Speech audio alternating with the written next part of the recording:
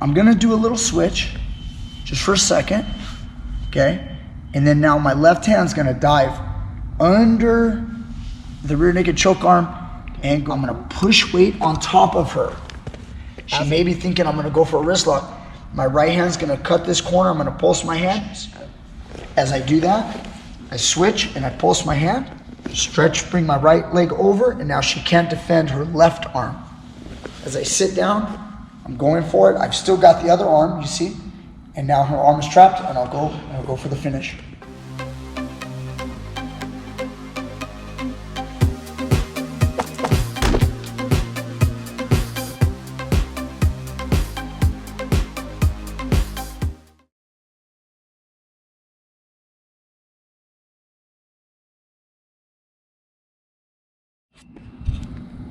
You ready, Megan? Let's do it. All right. Teach Me Grappling, Brian Peterson here. I have Megan Paradise, and we're back to show you guys another technique. Today, I'm gonna show you guys how to separate a certain grip that people use to defend your arm bars. Okay, it's real common. I call it the rear naked choke defense. So let's get into this. Megan's on her back. I've got an arm bar, okay? You guys get into this arm bar position, and then what people do, I want this arm straight, so she's gonna do this rear naked choke defense. She's gonna grab onto her biceps and then fold this hand, and this hand's now behind my leg. And again, if you haven't solidified your position, it's bad, because sometimes she can even use this, maybe even here, and she can push. No, just, that's fine too, that's also possible. But just kind of push, like, yeah, like that, and then she'll get out of it before you even get your arm bar. So when they do this, usually it'll be behind the knee or the thigh, and you'll be here. You can solidify the position with a crossing of your ankles. I use chest leg over head leg, so then when she tries to push, like, I'm keeping everything kind of snug and tight. Now, you could have this arm through the loop, or you could have this arm through the loop. One thing I always recommend, or what I don't want you to do, is I don't want you to ever grab the wrist like this and pull, okay? Don't do this, okay? If you do this, you're using the wrong muscles, okay? When I hold like this, she can usually just load her toes to her butt and then kind of bridge towards me just a little, and then hip escape, and then pull the elbow down to the mat. See that? And I didn't even need you to get up. Just try to create distance. Okay. Try that again. See that? If I'm pulling like that, and then just create distance. Yeah, don't get up, just shrimp. Yeah, and then pull that elbow out. That way you know you're free, okay? So, by me going through the loop, I solidify the position a lot better. If she tries that technique right now, and she tries to pull her elbow out, like, it doesn't come out. I always want this going through the loop. I grab deep on my thigh with one of my arms, and then, for example, this hand can now control the leg, so that, is that tight right there? Sorry about that. It's putting some pressure. Remember, when we grip and we lean, if they weaken, let me give you this quick and easy one. If they weaken, and the way I see that is I look at her fingers, and if I see that it looks like this, right there, see that? This goes for the palm strike right here. I'm gonna use the right heel of my palm. I gotta keep it under tension, hold snug, okay? And then I'm gonna hit that elbow, and then immediately this hand catches the wrist or the hand. So go ahead and hold that. So she can be tight, but I just don't want it to be like this. Like, this is too strong. If you palm strike right now, it's not good, it's not gonna work, and it's gonna let her know what you're doing. I don't like to let the palm strike out until I'm ready to hit it on them and make sure it's gonna be close to working. I want it to work, so it's gotta be close.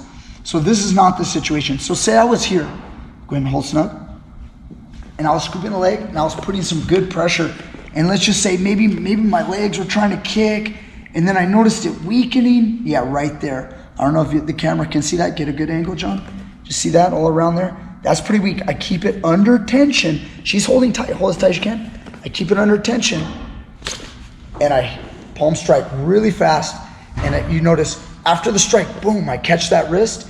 She's trying to move her wrist around. I make sure I get control of the thumb. Elbows in, and then close your legs, and then finish that arm bar. So that's a really good one. Again, guys, palm strike. We're grappling, but this is one situation where I can hit this as hard as I want with the heel of my palm. Don't feel like you're doing anything dirty. Okay, this is just grappling. It's the way it is, and this is what you would want to do in the real world. Other than striking someone, there's nothing wrong with hitting someone's arm. You just don't want to do it when it's like this. You know, that's going to let the cat out of the bag, and now they know they're paying more attention now. I like to let their senses not be aware of what I'm about to do. Okay, so let's say she has a good grip. She's nice and deep. Okay, the next one I'm going to show you is it's an old school one, and it looks pretty fancy, but it's great, and it's great for training you arm bars and getting your skills better. So watch what I do. I'm going to do a little switch just for a second. Okay, and then now my left hand's going to dive under the rear naked choke arm and go over here, and I'm going to cover her triceps and also the other hand as well. Okay, once I do that, I'm going to take the other hand out and pulse my hand on the mat. Okay, once I do that, I shift weight to my right butt cheek, I uncross and step off. She may or may not hold on to the back of my leg. Okay, I'm going to push weight on top of her. As I do that, now I've got to free my leg. If it hasn't been freed yet, I'm leaning all my weight on Megan. Megan's feeling all the pressure. I'm going to stretch my leg and break that grip. Try to hold that. Stretch and I break it, and my knee is here. So now I'm in this little S mount, and I still have her wrist right here. She may be thinking I'm going to go for a wrist lock. My right hand's going to cut this corner. I'm going to pulse my hand, and my knees are going to switch positions. As I do that, I switch and I pulse my hand. And then now I lean to my left, stretch, bring my right leg over, and now she can't defend her left arm.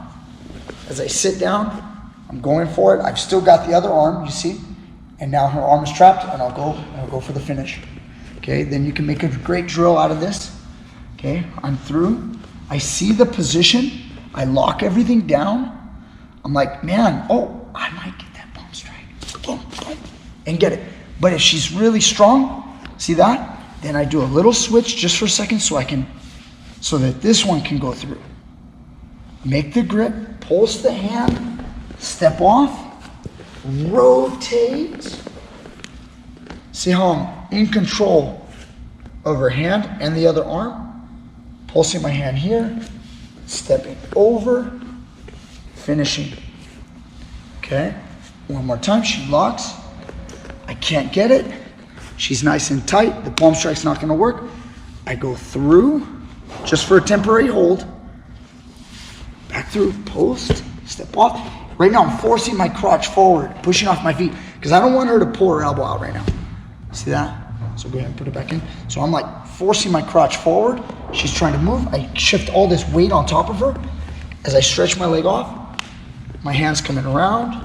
As I rotate my knees, all that weight on top of her, stepping over, catching the arm, and finishing. Okay? One more idea I'll give you on this rear naked choke position. There are very flexible people that can like put their feet over here and start kicking, or maybe go into like a bicep lock.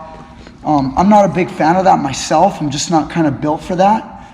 But another one that you can do that's similar to what I just did, what I'm gonna do this time, instead of going through here, I'm just gonna keep the deep hook, the one that's near the head, from the head side, and this is my hand on the leg. I'm just gonna pulse my hand and just sit on top of her. So all my weight's on her. Then what I'm gonna do is I'm gonna stretch my leg and take my leg off like I did in the last drill. So she's trying to hold it. I'm gonna stretch and take it off. See, and I just hold her position. Then I'm gonna reach this hand over and just pull her wrist. So she's trying to keep that rear naked choke. I just pull her wrist, and then I come back to the original armbar. So what is the difference? All I did was take this out of here. That's all I did. See, I can't pull it out from here. She's not gonna let me. She won't let me do that. So I open, put all the weight, stretch, take it off, pull. She's resisting. See, I just pull, even that right there. Now I lock everything down, and now that her hand's here, I'm gonna try to open up to pull this hand, and then I wanna get to here, so now it's basically dislodged, and then I can attack the armbar. So if this was possible, if I could be lazy and just sit here, and let's just say her hand came out and she was doing this, I would pull this wrist over here, and that way now, you see, I can roll my hand and then control and then go get this one, okay? So it's really just pulling things apart. Now, there are guys out there, I know some of you guys might say this, they're just so strong. You get these strong opponents and it's just not gonna work.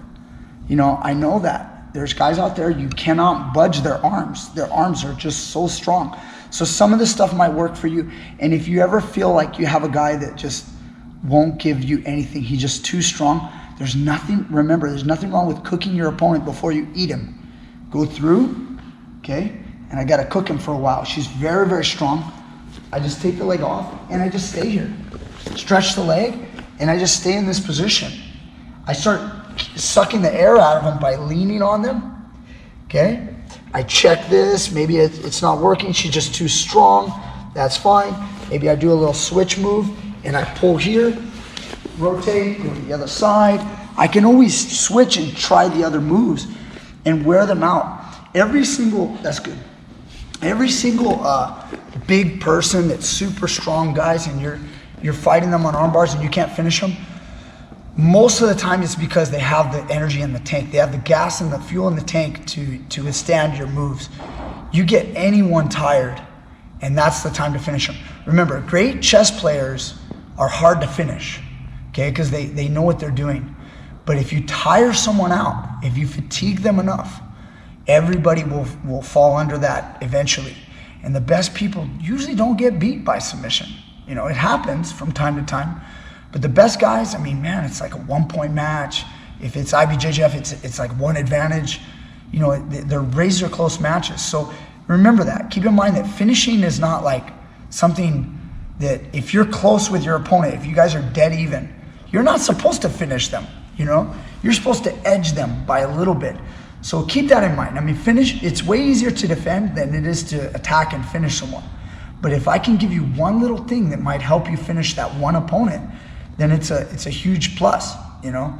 Don't look at like every move like, oh, it has to be unstoppable, otherwise I don't want to do it. No, not every move is unstoppable. You guys need to keep working hard, improve your technique, understand fatigue needs to factor into every single move. I'm watching the comments, guys, and you know, I always get these comments from people that think I show you guys a move and it's just supposed to like finish people, and people are like, that won't work. I've never seen that. I had somebody on the snap down video say, I've never seen that at high level wrestling.